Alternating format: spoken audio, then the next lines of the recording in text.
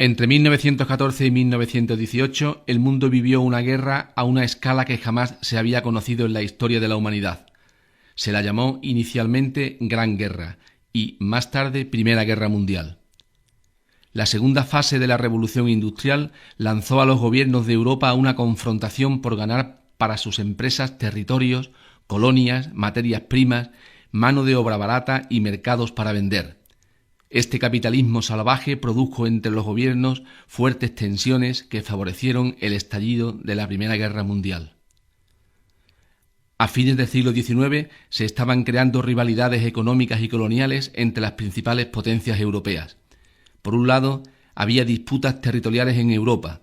Francia aspiraba a recuperar Alsacia y Lorena, dos regiones que Alemania le había arrebatado en su unificación. Italia aspiraba a incluir en su Estado unificado algunos territorios de lengua italiana situados en su frontera norte que aún mantenía el Imperio austrohúngaro. El Imperio austrohúngaro y Rusia aspiraban a incorporar a sus respectivos estados las naciones que habían logrado su independencia del Imperio turco en los Balcanes. Por otro, el desigual reparto colonial de los territorios asiáticos y africanos. Gran Bretaña y Francia salieron muy beneficiadas, mientras que Alemania, que era un país nuevo, había recibido territorios escasos y poco atractivos económicamente. El desarrollo de su economía necesitaba disponer de más territorios coloniales.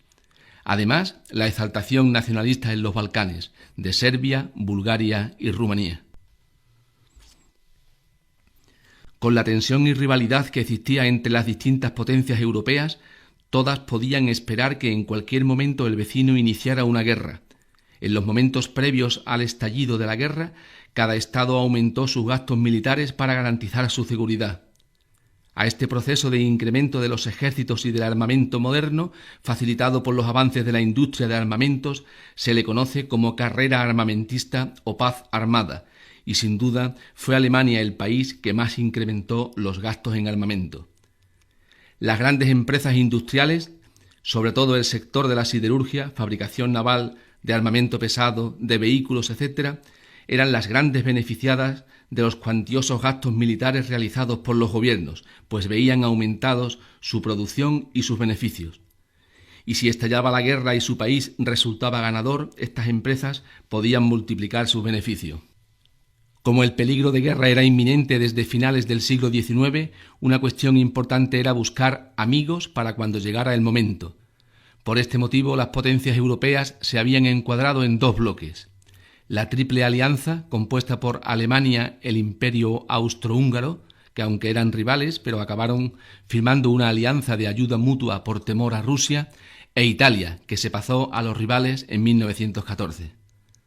La Triple Entente, formada por Francia, Rusia, que se incorpora por temor a Alemania, y Gran Bretaña, que sentía la competencia de su industria y el peligro de que Alemania quisiera apoderarse de alguna de sus colonias africanas. ¿Qué significaban estas alianzas? Pues que en caso de que uno de los miembros entrara en guerra, los socios tenían que intervenir en su ayuda. Por consiguiente, cualquier chispa en Europa o en las colonias europeas acabaría desencadenando una guerra a gran escala. La guerra estalló en 1914. La chispa que la desencadenó podía haber saltado en muchos sitios, pero fue concretamente en los Balcanes. Todo el territorio balcánico había sido hasta el siglo XIX parte del Imperio turco. Los distintos pueblos balcánicos integrados en este imperio lucharon por su independencia, que fue apoyada por las potencias europeas, y poco a poco fueron consiguiéndola, pero a renglón seguido, otros dos grandes imperios vecinos intentaron incorporarlos a su dominio, el Imperio austrohúngaro y el Imperio ruso. Para ambos, apoderarse de esa región suponía conseguir una salida al mar Mediterráneo. Cuando las nacionalidades balcánicas se separaron de Turquía, Serbia intentó crear un gran estado bajo su dominio que integrara las distintas naciones eslavas del territorio, serbios, montenegrinos, bosnios, macedonios y albaneses. En Bosnia, la mayor parte de la población no quería estar bajo el dominio serbio y prefirió integrarse en el Imperio austrohúngaro como una provincia más en 1908. Serbia no la aceptó. Serbia, un estado pequeño, se sintió amenazado por el Imperio austrohúngaro y buscó la alianza del Imperio ruso, con el que le unían lazos culturales y religiosos. En 1914, para mostrar el dominio sobre Bosnia, el emperador austriaco envió de visita oficial a Sarajevo, capital de Bosnia, a su sobrino y heredero, el archiduque Francisco Fernando, quien fue asesinado junto a su mujer por un terrorista serbio. Era junio de 1914. El emperador austriaco consideró al gobierno serbio responsable del atentado y un mes después del asesinato, en julio de 1914, declaró la guerra a Serbia con el respaldo de Alemania. Por su parte, Rusia movilizó a su ejército para apoyar a su aliada Serbia. A partir de aquí, las alianzas se pusieron en marcha y se sumaron otros países a los bandos. Por un lado, las potencias centrales, Alemania e Imperio Austrohúngaro, se les unen el Imperio Turco y Bulgaria. Por otro, las potencias aliadas, a Francia, Gran Bretaña y Rusia, se les unen más tarde Italia, Rumanía y Grecia.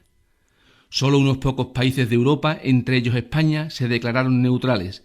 Todas las grandes potencias tenían colonias en África y Asia, por lo que también en estos lugares se iniciaron los enfrentamientos bélicos. La guerra mundial había comenzado. La mayoría de los ciudadanos de los países en conflicto apoyó la guerra con fervor debido a la propaganda nacionalista que llevaba años preparando para la guerra a la opinión pública de cada país a través de la prensa. La primera fase se conoce con el nombre de la Guerra de Movimientos. Recibe el nombre de las operaciones que tuvieron lugar durante 1914, centradas en los esfuerzos alemanes para derrotar a Francia y, una vez conseguido esto, concentrar todas sus tropas y el material bélico para aniquilar los ejércitos de Rusia. Durante esta fase, los alemanes emplearon una estrategia basada en rápidos movimientos con el objetivo de sorprender a sus adversarios. Tuvo 4 focos. Foco 1, el frente francés. Los alemanes atacaron por sorpresa.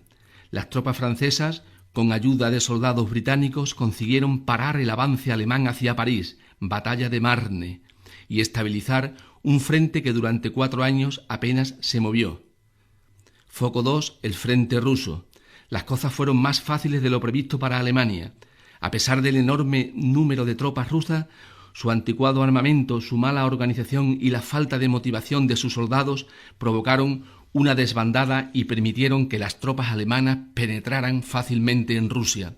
El ejército alemán detuvo su avance en espera de una posible rendición rusa, ya que seguir avanzando hubiera necesitado de muchas tropas para ocupar un territorio tan extenso. Foco 3, el frente balcánico.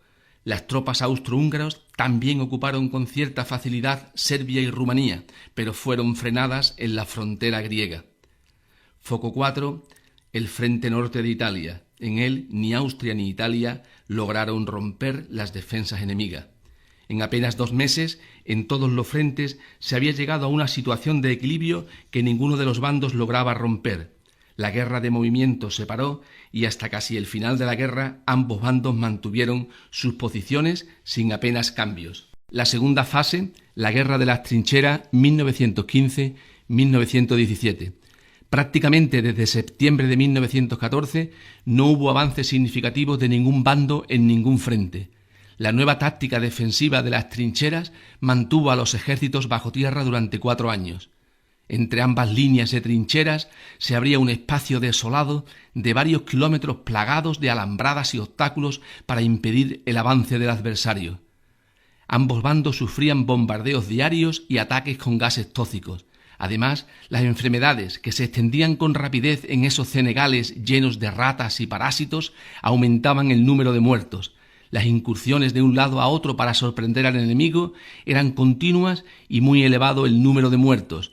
Para que te hagas una idea de la carnicería humana, en la batalla de Verdún, en Francia, entre muertos y heridos hubo más de 750.000 soldados.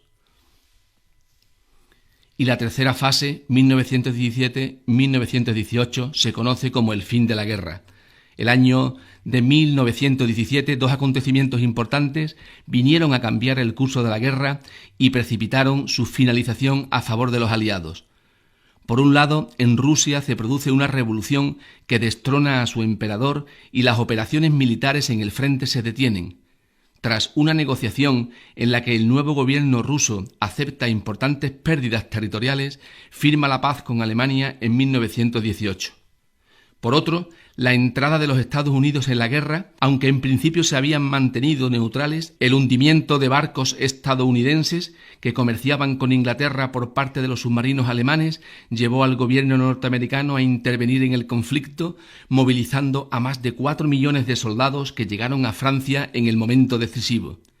Con esta oleada de soldados y material, por fin, las líneas alemanas en suelo francés fueron destrozadas y su ejército, agotado y mal abastecido, se dio a la desbandada. El Kaiser alemán Guillermo II dimitió y el alto mando militar alemán firmó la rendición. Otro tanto hicieron Austria, Turquía y el resto de sus aliados. Pueden destacarse como consecuencias de la Primera Guerra Mundial las grandes pérdidas de vidas humanas. Se movilizaron más de 60 millones de soldados, de esto casi 10 millones de muertos en combate y más de 20 heridos y mutilados. Enormes pérdidas económicas afectaron a terrenos agrícolas, minas, fábricas, infraestructuras de comunicaciones, poblaciones, etc. Las zonas más afectadas fueron las cercanas a las líneas de frente. Alemania, por su parte, no sufrió grandes destrucciones porque la guerra se desarrolló casi todo el tiempo en territorio enemigo. Los Estados Unidos se convirtieron en el gran banquero mundial y sus préstamos permitieron poner en marcha la reconstrucción de Europa, pues los países europeos no tenían dinero para reconstruir los daños causados por la guerra. Estos préstamos crearon una dependencia económica que tuvo consecuencias negativas a medio plazo. La incorporación de la mujer al trabajo durante la guerra le hizo tomar conciencia y a partir de entonces asumirá un creciente protagonismo en el mercado laboral. Las clases medias se empobrecieron, las masas obreras perdieron poder adquisitivo y muchos se enriquecieron con la fabricación de armas y especulación de víveres. Finalmente, el conflicto alteró el mapa europeo y colonial en los acuerdos de paz firmados en Versalles. Las negociaciones para firmar un tratado de paz definitivo se desarrollaron en Versalles, Francia, durante casi 6 meses en 1919. Los vencidos tuvieron que aceptar las condiciones que les impusieron los vencedores, Estados Unidos, Francia y Gran Bretaña. En primer lugar, impusieron a Alemania unas condiciones muy duras por ser responsable de la guerra. Una indemnización a los vencedores por los daños que le habían causado. La pérdida de parte de su territorio, incluyendo todas sus colonias. La reducción de su ejército a un máximo de 100.000 hombres. La retirada de sus tropas en su frontera con Francia y la devolución a Francia de las regiones mineras de Alsacia y Lorena. Muchos alemanes consideraron humillante este tratado y desde el momento de su firma se extendió entre los alemanes el deseo de revancha, que es el origen de la Segunda Guerra Mundial. En segundo lugar, crearon la Sociedad de Naciones, organismo internacional con la misión de mantener la paz en el futuro. Este organismo nació debilitado al no sumarse Estados Unidos, ni Rusia, ni Alemania. Y en tercer lugar, los vencedores diseñaron un nuevo mapa de Europa y del mundo con numerosos cambios, los cuales no dejaron contentos ni a los derrotados, que sufrieron grandes pérdidas territoriales, ni a algunos vencedores, que no tuvieron todo lo que deseaban, ni a algunas nacionalidades que siguieron sin conseguir su independencia. Italia incorporó a su territorio 2 regiones fronterizas que habían sido austriacas, aunque quedó descontenta al no conseguir los territorios balcánicos que demandaba. El imperio turco desapareció, quedando reducido a la actual Turquía. El imperio austrohúngaro desapareció, dando lugar a las actuales Austria, Hungría, Chequia y Eslovaquia. Polonia surgió como estado independiente, con territorios que ocupaban Alemania y Austria. El antiguo imperio ruso perdió territorios como Finlandia, Estonia, Letonia y Lituania. Y Yugoslavia nació como país, uniendo en algunos casos en contra de su voluntad a las distintas nacionalidades eslavas de los Balcanes, eslovenos, croatas, bosnios y serbios.